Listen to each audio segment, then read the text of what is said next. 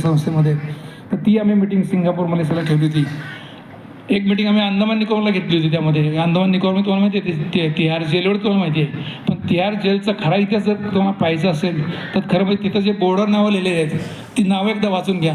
त्यामध्ये जे 96 लोकांना फाशी दिलेली आहे ना त्याची नावं सगळी त्या जेलमध्ये लिहिलेली आहेत. नुसतं एक दोन तिथं गेलेलं नाही आहे. तेव्हा तुम्ही ते सगळं आम्हाला इतिहास इन्स्टॉबिनी बघितला आणि इन्स्टॉबिनीच्या माध्यमातून माझे राजपूत साहेबांनी खूप खरंच त्याचे आभार आहेत. कारण ते म्हणजे 4 वर्ष मुख्यमंत्री होते. पण कुठल्याही शुक्रवार शनिवार रविवार जर आला एखादा तर त्यांना सांगा साहेब मी आता 4 दिवस नाही आहे. त्यांच्या बऱ्याचशा साईड विजिटला मग त्यांना आणि येलं जावं लागायचं. पण मला मात्र पूर्ण भारतभर त्या संस्थेच्या माध्यमातून भारतातल्या प्रत्येक राजधानी शहर असेल किंवा इतर डिस्ट्रिक्ट असेल तिथं जायची संधी मिळाली आणि त्यामुळे काम करता आलं. दुसरं म्हणजे आमचा MP पहिला झाला त्यावेळी जे पहिला सत्कार झाला तो माझ्या बावडा गावात झाला होता. त्यावेळी आमचे हर्षुल पटेल कशात नव्हते म्हणजे ते ZP मेंबरच होते. म्हणजे त्यावेळी आमचं भारताचे पहिले नभोवाणी मंत्री जे होते ते आमच्या गावचे होते शंकरराव बाजीराव पाटील. आणि तिथं आमचा एक सगळ्यांचा सत्कार झाला आमचा सगळ्यांचा. तो एक आमच्या आयुष्यातले एक चांगले क्षण होते. आज आमच्या कार्यक्रमाला आमच्या कुटुंबातले सगळे लोक आलेत सगळे. ते मी पुन्हा एकदा सगळ्यांचा आभार मानतो आणि जय जोसाहेब धन्यवाद. डॉक्टर सोपान क्षीरसागर राष्ट्रीय कार्यकारिणी कार्याध्यक्ष मराठा सेवा संघ 1,51,000ची देणगी मातृतीर्थ शिंदखेड राजा जिजाऊ सृष्टीसाठी त्यांनी या गौरव समारंभाच्या निमित्ताने या ठिकाणी दिलेली आहे. माननीय अंकुशराव कदम साहेब कुलपती यांच्या खेडेकर यांनी करावा असं मी त्यांना विनंती करतो.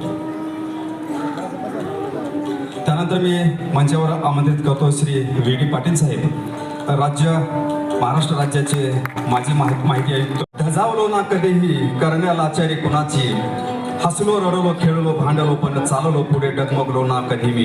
या हौस म्हणून करत नाही तर ती कदाचित त्या त्या काळातली एक गरज म्हणून त्यांनी ते केलेले आहे. त्यांच्या जीवनात एक अधिकारी म्हणून त्यांनी आता सांगितलं तसं किती चांगल्या पद्धतीने आपण लोकांची कामं करू शकतो आणि जवळ जाऊ शकतो. मराठा सेवा संघाबद्दल बोलत असताना अनेक लोकांच्या मनामध्ये भीती आहे किंवा भीतीयुक्त काहीतरी संभ्रमावस्था आहे असं ज्यावेळेस बोललं जातं त्यावेळेस देशमुख साहेब आपण स्थापन केला मराठा सेवा संघ त्यावेळेस पासून बघितलं की आता घोगरे साहेबांनी जे सांगितलं VD पाटील साहेब वगैरे जळगावला असताना आता पूर्वी काय व्हायचं की एकदा कागद गेला की कागदाकडून कागद या त्याच्याकडे. पण आता जर माहीत झालं की इकडे मराठा सेवा संघाचा एक कार्यकर्ता आहे जिल्हाधिकारी आणि तिकडे समजा कोणी PWDचा एक ड्युटी इंजिनियर आहे.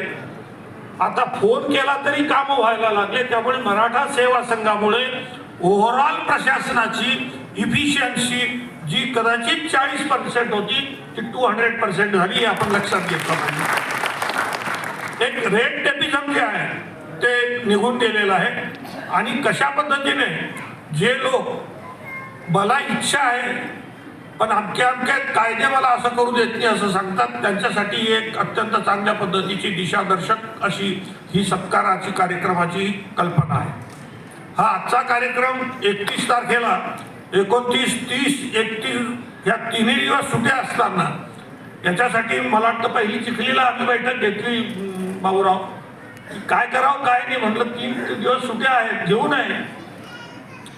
पण विजय घोगरे म्हणाले की आपण इतके दिवस काम करतो मराठा सेवा संघाचं 3 दिवस सलग सुट्या आल्या म्हणून 31 मार्च आहे म्हणून आणि 3 दिवस सुट्या आहे म्हणून जर 2000 लोक आपल्यासाठी येत नसतील तर आपण काय केलेलं आहे. आणि हा अथंग संपूर्ण जी काही गरज आहे तुम्ही सर्वांनी त्यांचा जो काही विश्वास आहे तो पूर्ण केलेला आहे. यावरून आपल्याला सगळ्यांना ही एक कल्पना आहे की एक अत्यंत चांगल्या पद्धतीने हे सगळं सांगितलेलं आहे. विजय मुद्रा जो ग्रंथ तुम्हाला मिळालेला आहे तो घरी गेल्यानंतर निवांत वाचा. त्यामध्ये सर्व सविस्तर माहिती दिलेली आहे. गंगाधरसाठी टाळ्या वाजवा बघा वाजून झाल्या तरी त्यांनी खरोखर चांगल्या पद्धतीने जपलेलं आहे. हे म्हणजे या सर्व मंडळींना जातं यांच्यासाठी आपण टाळ्या वाजवावं आणि पुढे लवकरच आपल्याला इथे निमंत्रित करावं असं माझी विनंती आहे. पुन्हा एक टाळ्या वाजवायच्या त्या बाबूरावजीसाठी त्यांना कदाचित आवडणार नाही. बाबूरावजी आणि अनुराधाताई मध्येच काय येऊ राहिलं होतं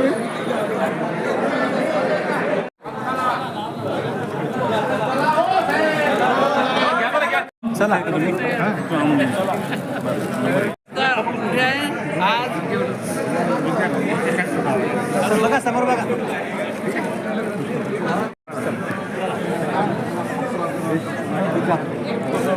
जिल्हाध्यक्ष जिजाऊ ब्रिगेड छत्रपती संभाजीनगर आज हा आता कार्यक्रम झाला जो विजय साहेब भोगळे यांचा त्यांनी जर आपण बघितले त्यांच्या वैयक्तिक किती खूप सुंदर समाजकार्य केलेले आहे. त्यांनी कुटुंबासोबत इतर म्हणजे सर्व लोकांना सोबत घेऊन ते प्रदेशाध्यक्ष मराठा सेवा संघाचे प्रदेशाध्यक्ष आहेत आणि त्यांनी खूप मोठ्या प्रमाणात काम केलेले आहे. आपण जी वाईट बघितली तिच्याबद्दल बघा तुम्ही म्हणजे अक्षरशः त्यांनी पाणी पुरवठ्याचा जिथे जिथं नसेल त्या ठिकाणी त्यांनी म्हणजे जिथं म्हणजे काही पिकही येत नव्हतं त्या ठिकाणी त्यांनी जलसंवर्धन करून खूप मोठ्या प्रमाणामध्ये काम केलेलं आहे. त्यांनी प्रत्येक ठिकाणी काम केलेलं आहे. जिथे जिथे त्यांची बदली झालेली आहे त्या ठिकाणी त्यांनी मोठमोठ्या प्रमाणात काम केलेलं आहे आपण हे बघतो. आणि त्यांनी म्हणजे समाजासाठी सुद्धा बरंच हे केलं. मला आपलं जिजाऊ सृष्टी सिंदखेडराजा इथे त्यांचं खूप मोठं योगदान आहे आणि भरपूर ठिकाणी त्यांचे असे कार्य आहे की जे आम्ही जास्त सांगू शकत नाही. म्हणजे खूप मोठ्या प्रमाणात त्यांनी कार्य केलं. त्यांना साथ त्यांच्या मिसेस वंदनाताई यांनी पण खूप साथ दिली त्यांना. कारण काही समाज कार्य करायचं असेल तर तुम्हाला वेळ द्यावा लागतो. त्यामुळे ताईने पूर्ण घर सांभाळलं आणि साहेबांनी पूर्ण समाजकार्य आणि ड्युटी दोन्हीही सांभाळलं आणि खूप मोठ्या प्रमाणात त्यांनी काम केलं. जलसंपदा विभाग यांच्या संयुक्त विद्यमाने अतिशय सुंदर पार पडला. आमच्या डोळ्याचे पारणे पेटले आणि आत्ता पण साहेबांनी जी कामं केली त्याची पोचपावती जणू आम्हाला आज मिळाली. त्यामुळे आज खऱ्या अर्थाने आम्ही कृतकृत्य झालो असं म्हणायला वर्ष म्हणजे कळकळीने त्यांनी प्रत्येक प्रश्नाविषयी जाण आहे. प्रत्येक प्रश्नाचा अभ्यास आहे त्यांचा आणि प्रत्येक प्रश्नाशी निगडीत म्हणजे